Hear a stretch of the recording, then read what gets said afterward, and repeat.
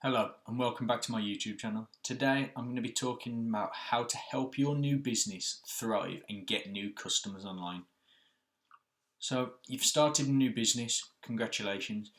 Starting a new business can be daunting, and attracting new customers is one of the biggest single challenges that you will have going forward. So here I'm going to go through a couple of quick helpful tips that will help your new business thrive online. First off, you've got to think big. So 90% of 16 to 24-year-olds who were surveyed said that that having a website, a social media presence or e-commerce capabilities were important for businesses going forward.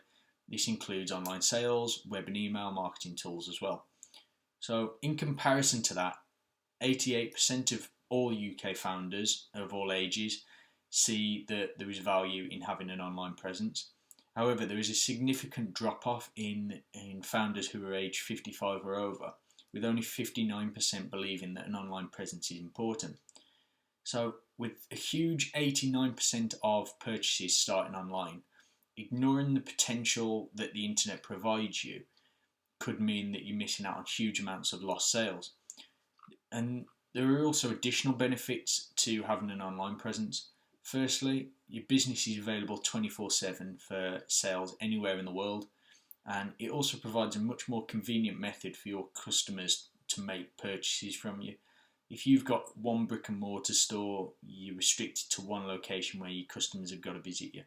If you've got a website, your customers can visit you from anywhere in the world and buy your products, regardless of where you are. So having a well-optimized and user-friendly website coupled with an effective online marketing strategy can also help you to reach the customers who you may have not been previously able to. So this can be through your website or through your online channels and obviously search engine marketing as well. So having all of this together in a plan will really help your business move to the next step.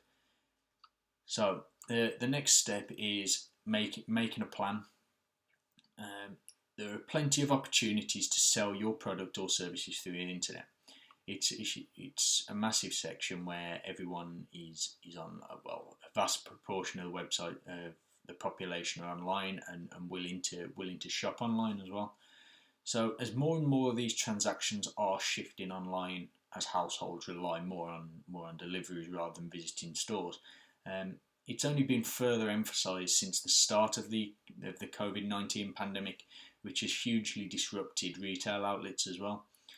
So the Office for National Statistics has released some data which shows that online sales now make up more than a quarter of retail sales.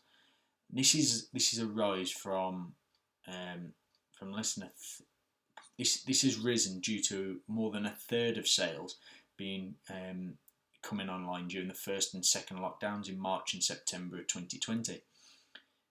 It's up from a fifth in 2019 and has been steadily rising each year.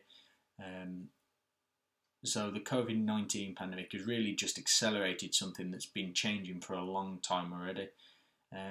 However, before you do make that jump online, it's important to check whether there's enough demand or there will be enough demand going forward for something that you can deliver, and more importantly, whether you can actually deliver your product in a timely and effective manner that people will want and will be able to receive in a time frame that is suitable for them.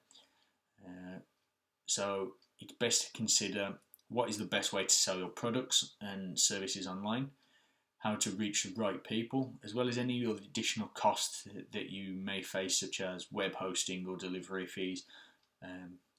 A lot of people, when they first go online and sit there and think I'm gonna build a website, they kind of forget the kind of additional ongoing fees that need to be done.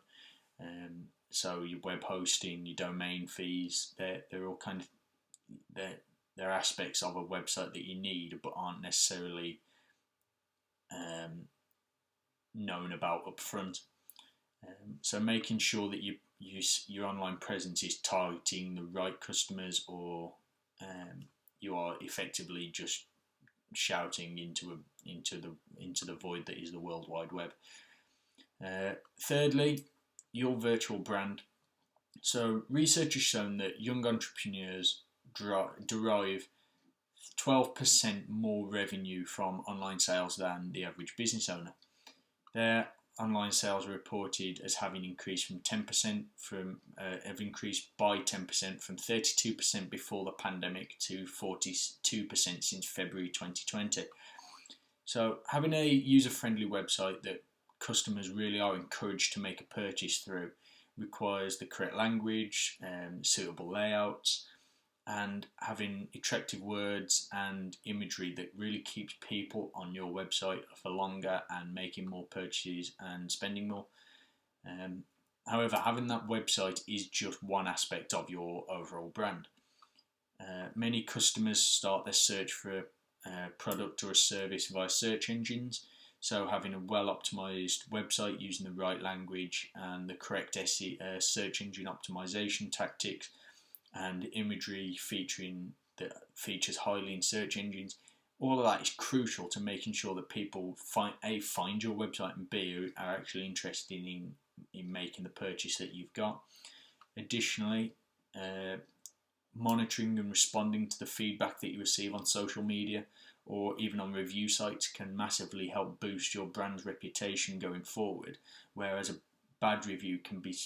while a bad review can be damaging to your brand and create lost sales, the way that you respond and the way that you interact with that bad review can tell huge amounts to your future customers as well as the ones that you've got existing.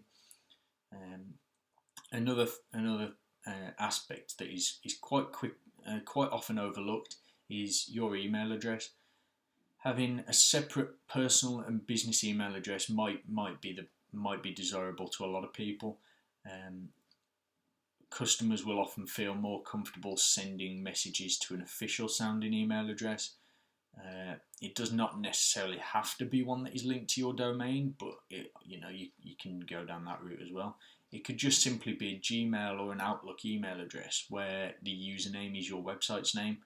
There's nothing worse than just sending an email to a company and getting a reply from a random jumble of letters and numbers back, because it's just a free email address. And lastly, to stay social, a website isn't the only place that businesses are relying on to attract customers online these days. Many customers will rely on recommendations and will make purchases through their social networks. Being available and accessible on these websites and the social media networks will really help maintain the personal touch with your current and even your future clients. They also provide an avenue to promote your products to your customers. Instagram is very visual. If you run B2B services, LinkedIn is more business focused, where there's a lot of professional and purchasing teams on there. And it might sound complicated and time consuming, but there is numerous systems that allow you to schedule social media posts, as well as keep an eye on comments and messages you receive from kind of all your social media platforms, and just keep an eye on them all in one place rather than having to kind of log into each separate system just to find out what's going on. If you do like these videos and you do find these tips helpful, don't forget to press the subscribe and the like buttons below, and just drop me a comment and tell me what you think's what's the best way of going forward for any small business. I look forward to speaking to you soon. Bye.